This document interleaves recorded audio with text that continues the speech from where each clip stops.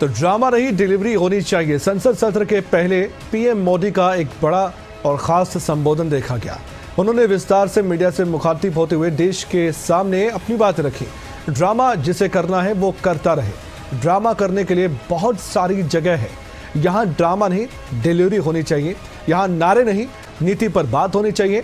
विपक्ष पराजय की निराशा से बाहर निकले, ये भी पीएम मोदी ने सलाह, मशवरा, नसीहत विपक्ष को दी है। दरअसल उनकी जो बातें थी वो इस ओर इशारा कर रही थी कि पहले भी कई बार सत्र के दौरान, सत्र की कार्यवाही में विपक्ष ने खूब हंगामा किया है, खूब नारेबाजी की है।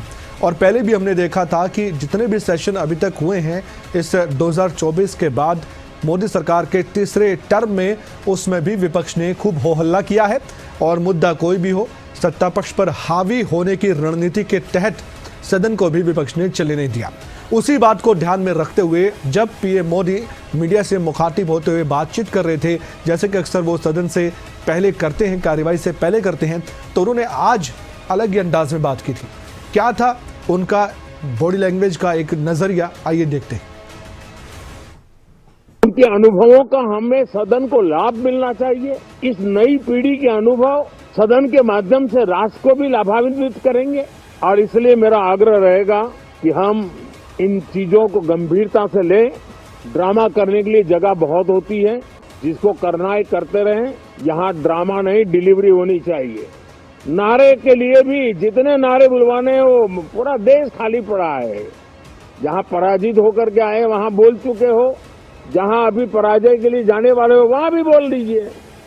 लेकिन यहाँ तो नारे नहीं, नीति पर बल देना चाहिए और वो आपकी नीयत होनी चाहिए। साथियों, हो सकता है राजनीति में नेगेटिविटी कुछ काम आती होगी, लेकिन अल्टीमेटली नेशन बिल्डिंग के लिए कुछ सकारात्मक सोच भी होनी चाहिए। नेगेटिविटी को जरा अपनी मर्यादाओं में रख करके नेशन बिल्डिंग की तरफ ध्यान दें, ये मेरी अपेक्षा रहेगी। और वहीं लोकसभा की कार्यवाही स्थगित हो गई है। लोकसभा की कार्यवाही को स्थगित करना पड़ा है दोपहर 2 बजे तक के लिए। क्या वजह है? विपक्ष का हंगामा। इससे पहले भी हमने कई बार देखा है, जैसे कि मैं जिक्र कर रहा था, पहले भी कई सेशन हुए, चाहे शीतकालीन सत्र हुआ हो, मानसून सत्र हुआ हो, उसमें भी खूब हंगामा देखने को मिला था। विपक्ष के हंगामे के बाद अब एक बार फिर से इस शीतकालीन सत्र के पहले दिन भी सीधे हंगामे के चलते सदन को स्थगित करना पड़ा। विपक्ष एसआईआर पर अब राग अलाप रहा है, एसआईआर पर चर्चा की मांग कर रहा है। एसआईआर पर भी हम आपको बता दें कि इससे पहले भी विपक्ष ने खूब प्रोटेस्ट भी किए हैं। खुद कांग्रेस पार्टी ने अपनी ओर से कई आक्रामक तरीके से बयानबाजी करते हुए सरकार को घेरा। और साथ ही आपको बता दें कि इस समय खबर यह भी है कि राज्यसभा की कार्यवाही भी स्थगित कर दी गई है। लेकिन लोकसभा में हंगामा कैसे था, आइए एक तस्वीर दिखाते हैं। माननीय सदस्यगणों से मैं सभी से आग्रह करती हूं कि आप सब अपने अपने स्थान पर विराजें। सभी माननीय सदस्य महत्वपूर्ण विषयों पर चर्चा करना चाहते हैं।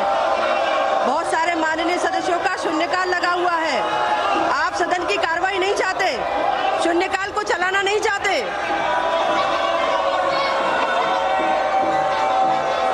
आप महत्वपूर्ण मुद्दों पर कोई चर्चा नहीं चाहते।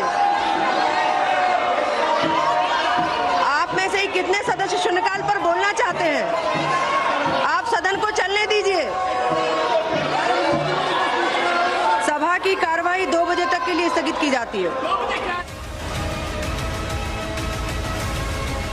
और साथ ही उपराष्ट्रपति अपना कार्यभार संभाल चुके हैं। नए उपराष्ट्रपति के तौर पर अब राधाकृष्णन अपनी तरफ से सदन को बहुत अच्छे से निभाएंगे, अपनी जिम्मेदारियों को बहुत आगे ले जाएंगे, ये उम्मीद उनसे है। और उपराष्ट्रपति के सम्मान में एक संबोधन भी पीएम मोदी का देखा गया। राज्यसभा में पीएम मोदी ने संबोधन दिया। सीपी राधाकृष्णन को पीएम मोदी ने बधाई दी। सभी लोग सदन की मर्यादा रखेंगे, उनकी तरफ से कहा गया। सभी सदस्य सभापति की गरिमा का भी ख्याल रखें। सभापति हमेशा समाज सेवा से जुड़े रहे, सामान्य परिवार से आते हैं। सीपी राधाकृष्णन और उनके जीवन पर भी प्रकाश डालते हुए उन्होंने अपने शब्दों में बहुत कुछ बयां किया। सार्वजनिक जीवन में प्रोटोकॉल से मुक्त जीवन की एक ताकत होती है और वो ताकत हम हमेशा आप में अनुभव करते रहे हैं और ये हमारे लिए गर्व का विषय है। आदरणीय सभापति जी, आपके व्यक्तित्व में सेवा, समर्पण, संयम, इन सभी बातों से हम भली भांति परिचित हैं। आदरणीय सभापति जी, आप लोकतंत्र के रक्षक के रूप में अपनी जवानी में, युवा अवस्था में, जब किसी को भी सरल मार्ग से जाने का मन कर जाता है, आपने वो रास्ता नहीं चुना, आपने संघर्ष का रास्ता चुना। और वहीं राज्यसभा में नेता विपक्ष का संबोधन भी हमने सुना। सीपी राधाकृष्णन को लेकर मल्लिकार्जुन खड़गे अपनी तरफ से बातें कहते नजर आए। उन्होंने कहा कि हमें यकीन है कि आप निष्पक्ष रहेंगे, विपक्ष को बराबर के मौके देंगे, आप दोनों तरफ संतुलन बनाए रखेंगे। और उन्होंने ये भी कहा कि मैं आपके सफल कार्यकाल की कामना करता हूं। दोनों तरफ आप संतुलन बना रखेंगे तो अच्छा होगा। मैं आपके सफल कार्यकाल की कामना करता हूं।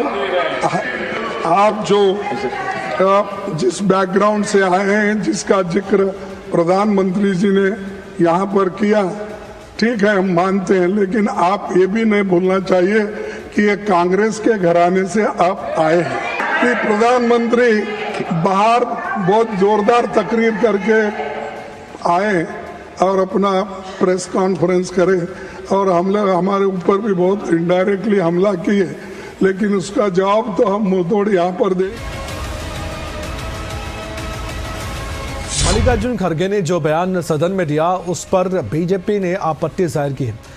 बीजेपी की तरफ से संसदीय कार्य मंत्री किरेन रिजिजू का बयान सामने आया। खड़गे के बयान पर उन्होंने आपत्ति जाहिर की। उनकी तरफ से कहा गया कि भूतपूर्व चेयरमैन के बारे में अनाप शनाप बोला गया, चेयर की गरिमा को तार तार किया गया। चेयर का गरिमा को आप लोगों ने कितना तार तार किया है और आज आप यहाँ ध्यान देने का काम करते हैं। Sorry sir, this is solemn occasion.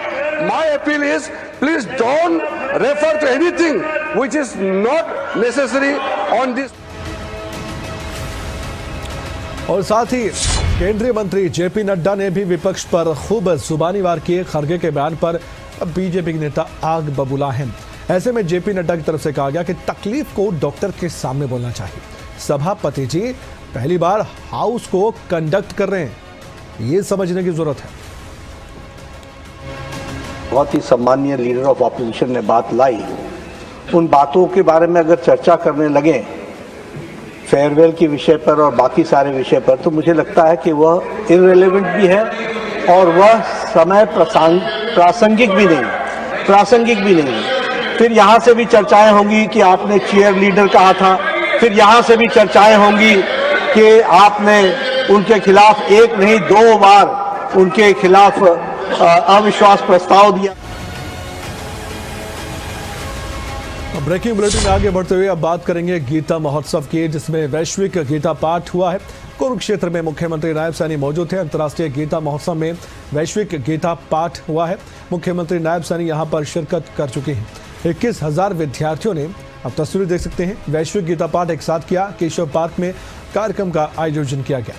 आज जिला स्तरीय गीता जयंती समारोह का समापन भी है। ब्रह्म सरोवर पर महाआरती के साथ ही इसका समापन हो जाएगा।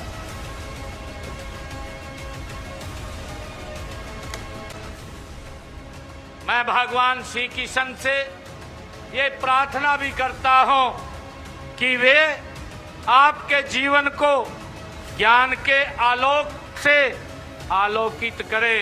मैं भगवान श्री कृष्ण से ये प्रार्थना करता हूं। प्यारे बच्चों, इस पावन दिवस पर आज से 5163 वर्ष पहले भगवान श्री कृष्ण जी ने अपने मुखारबिंद से श्रीमद् भागवत गीता का इसी पवित्र भूमि से उद्घोष किया था। आज फिर हमारे लिए ये गर्व की बात है कि आज इस कुरुक्षेत्र के पवित्र भूमि से 21,000 विद्यार्थियों द्वारा अष्टदशी श्लोकों के जाप से ये आकाश ये गूंज उठा है। भारत के विभिन्न क्षेत्रों के अलावा अनेक देशों के भी एक साथ इन श्लोकों के गूंज में शामिल हुए। और कल हरियाणा में बड़ा प्रशासनिक फेरबदल हमने देखा। हरियाणा में बड़ा प्रशासनिक फेरबदल करते हुए 20 IAS अधिकारियों के नियुक्ति और तबादले के आदेश जारी हुए हैं। सीएम के प्रधान सचिव अरुण गुप्ता को अतिरिक्त चार्ज दिया गया है। अरुण गुप्ता को ULB के ACS का भी अतिरिक्त चार्ज दे दिया गया। IAS अमित अग्रवाल को मौजूदा जिम्मेदारियों के साथ ही अतिरिक्त चार्ज दिया गया है। IAS अमित अग्रवाल को टूरिज्म विभाग का अतिरिक्त चार्ज मिला है और साथ ही खेल विभाग के प्रधान सचिव IPS नवदीप सिंह विर्क का ट्रांसफर हुआ है। नवदीप सिंह विर्क की जगह पर अब IAS विजय दहिया को जिम्मेदारी सौंपी गई है। IAS विजय दहिया को खेल विभाग का कमिश्नर एवं सेक्रेटरी लगाया गया है। खेल महानिदेशक संजीव वर्मा का भी तबादला हुआ है। IAS अधिकारी संजीव वर्मा की जगह पार्थ गुप्ता को खेल निदेशक की जिम्मेदारी सौंपी गई है। यमुनानगर के जिला उपायुक्त पार्थ गुप्ता को अब खेल निदेशक की जिम्मेदारी दी गई है। फरीदाबाद, यमुनानगर, कैथल और हिसार के DC का भी ट्रांसफर हुआ है। IAS अधिकारी प्रीति को यमुनानगर का DC बनाया गया। महेंद्र पाल को हिसार और अपराजिता को कैथल का DC बनाया गया है। आयुष सिन्हा को फरीदाबाद का DC बनाया गया है। तो एक एक जो जिम्मेदारी मिली है वो खबरें अभी तक आपके सामने रख चुका है, जबकि मैं जिक्र कर चुका हूँ और आपके सामने भी ये नाम और कहाँ ट्रांसफर और कहाँ नियुक्ति हुई है ये भी हमने आपको बताया है।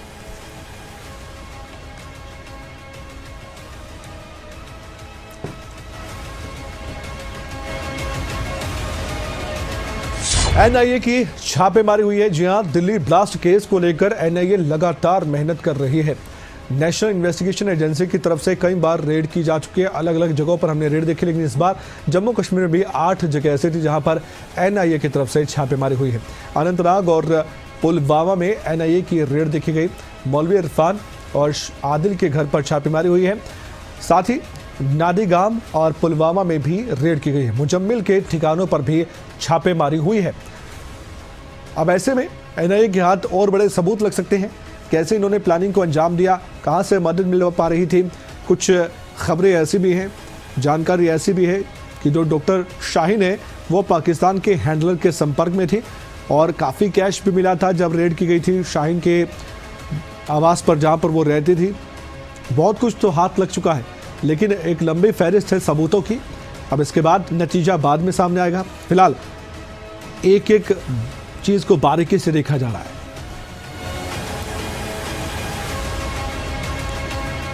तो इसी दिल्ली ब्लास्ट केस में एक्शन बहुत तेज है। लखनऊ में NIA ने बड़ी छापेमारी की है। दिल्ली ब्लास्ट केस को लेकर एक्शन तेज देखा गया। संदिग्ध कनेक्शन की जांच में कई ठिकानों पर रेड की गई है। शाहीन के घर पर भी NIA की टीम की तरफ से दबिश दी गई है। अहम सुरागों की तलाश में एजेंसी भी जुटी हुई है। अब डॉक्टर शाहीन से पूछताछ तो बहुत पहले से चल रही है, मुजम्मिल से भी चल रही है।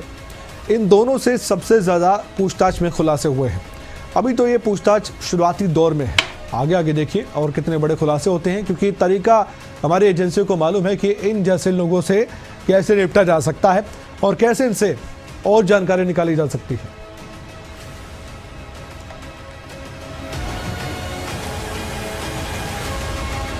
हादसे का शिकार हुई है स्कूल बस। रोहतक से खबर यह है कि 2 प्राइवेट स्कूल की बसें हादसे का शिकार हो गई। लाखन माजरा में बीच सड़क पर एक बस पलट गई। 12 से ज्यादा स्कूली बच्चों को चोट आई है और वहीं DC ने अस्पताल पहुंचकर खुद बच्चों का हाल भी जाना है। जानकारी यही है कि कुछ तो लापरवाही हुई है, लेकिन असल में इसकी जांच होगी। तस्वीरें हम आपको दिखा रहे हैं जिसमें आप देख सकते हैं कि बस पूरी तरह से पलटी हुई नजर आई है। लाखन माजरा में जो बीच सड़क पर ये बस पलटी है, इसके पीछे की वजह क्या है, कैसे ये हादसा हुआ है, क्योंकि बच्चे इसमें सवार थे, क्या कोई लापरवाही इस पूरे हादसे में हुई है, इसकी जांच करनी चाहिए। लेकिन फिलहाल तस्वीर देखिए आप खुद। DC को जैसे ही मालूम हुआ कि स्कूली बच्चे हादसे का शिकार हुए हैं और उनको चोट लगी है, खुद अस्पताल पहुंचे और इन बच्चों का भी हाल उनकी तरफ से जाना गया।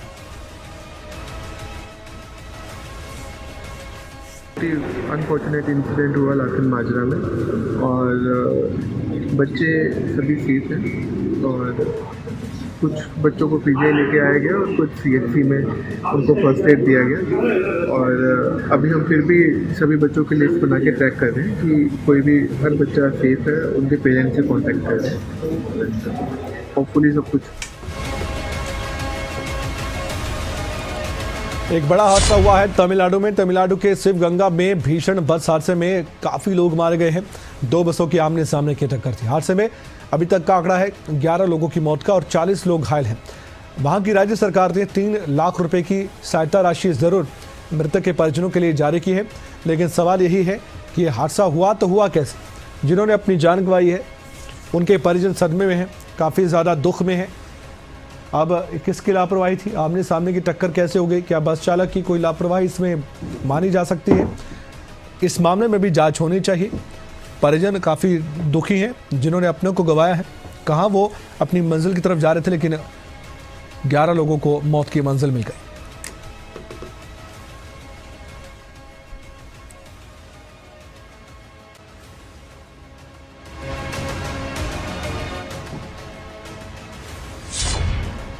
लगातार हवा खराब ही होती जा रही है। अभी तक हमने देखा कि दिल्ली में वायु गुणवत्ता की जो सुधार की बात हो रही थी उसमें कोई भी सुधार तो फिलहाल नजर नहीं आ रहा।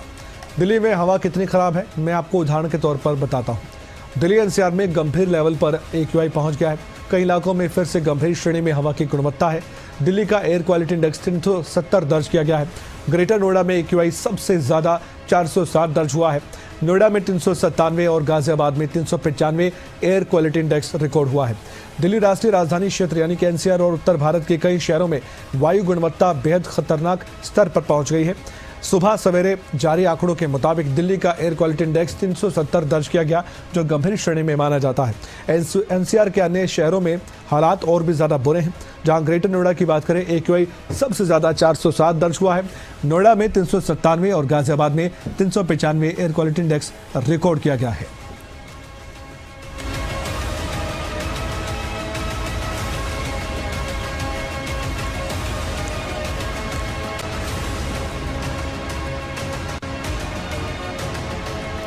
तो ब्रेकिंग बुलेटिन में आज के लिए इतना ही, लेकिन जाते जाते आपको जैसे कि हम अक्सर दिखाते हैं इस बुलेटिन में ब्रेकिंग टॉप टाइम पर नजर डालते हैं।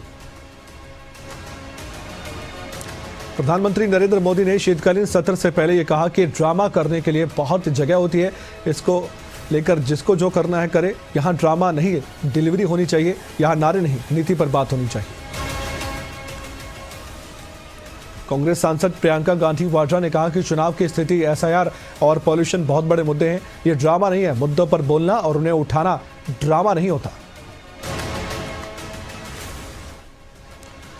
पीएम मोदी ने राज्यसभा के सभापति CP राधाकृष्णन का सदन में स्वागत करते हुए कहा कि सभापति सामान्य परिवार से आए हैं। CP राधाकृष्णन का जीवन समाज को समर्पित रहा है। राज्यसभा में विपक्ष के नेता मल्लिकार्जुन खड़गे ने सभापति से यह कहा कि ये अपील मैं करना चाहूंगा, आप अपने आसन से ज्यादा उस तरफ ना देखें, उसमें खतरा है। आप दोनों तरफ संतुलन बनाए रखेंगे तो अच्छा है। संसदीय कार्य मंत्री किरण रिजिजू ने कहा कि राज्यसभा में खड़गे के बयान पर उन्होंने पलटवार किया और कहा कि आप लोगों ने पूर्व उपराष्ट्रपति का अपमान करने के लिए जिस भाषा का इस्तेमाल किया है, क्या वो भूल गए हैं? पूर्व सभापति के बारे में आपने अभद्र शब्द इस्तेमाल किए।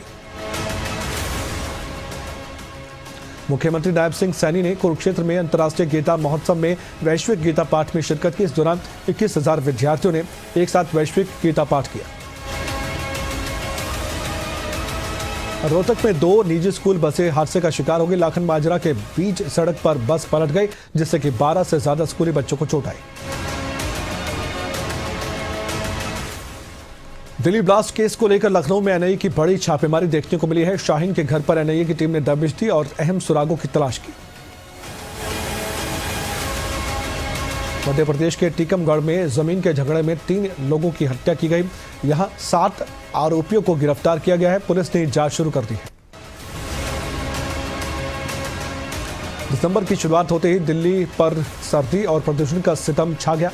तापमान में भारी गिरावट के साथ ही हवा की रफ्तार कम होने से आसमान में फिर से धुंध की मोटी चादर छाई।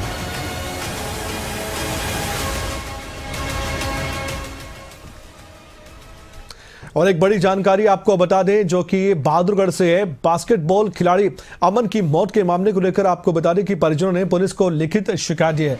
पीजीआई के डॉक्टर्स पर कार्रवाई की मांग की गई है। पोल मेंटेनेंस पर कार्रवाई की मांग है। 24 नवंबर को अमन की मौत हुई थी और इसमें बड़ी लापरवाही देखी गई। 2 मामले थे, दरअसल एक बहादुरगढ़ का मामला था, एक रोहतक का मामला था। हार्दिक जो कि रोहतक से संबंधित थे, नेशनल प्लेयर थे, उनकी भी मौत लापरवाही की वजह से हुई है। अमन की भी मौत इसी तरह से हुई थी। अब परिजन काफ़ी गुस्से में है। अभी तक परिजनों का गुस्सा शांत नहीं हुआ क्योंकि वो सदमे में भी है और एक तरफ सिस्टम को लेकर उनका गुस्सा है। लिखित में शिकायत देकर, क्योंकि डॉक्टर्स जो कि पीजीआई में इलाज कर रहे थे अमन का, उन पर आरोप था कि उन्होंने इलाज के दौरान भी परिजनों की एक ना सुनी और परिजन वहाँ भी दर दर की ठोकरें खाते दिखे थे। लेकिन साथ ही पोल मेंटेनेंस का काम जिनका था और जिनकी जिम्मेदारी थी, उनके खिलाफ भी शिकायत दी गई है। देखने वाली बात है पुलिस किन धाराओं के तहत मामला दर्ज करती है और पुलिस की कार्रवाई आगे क्या रहती है।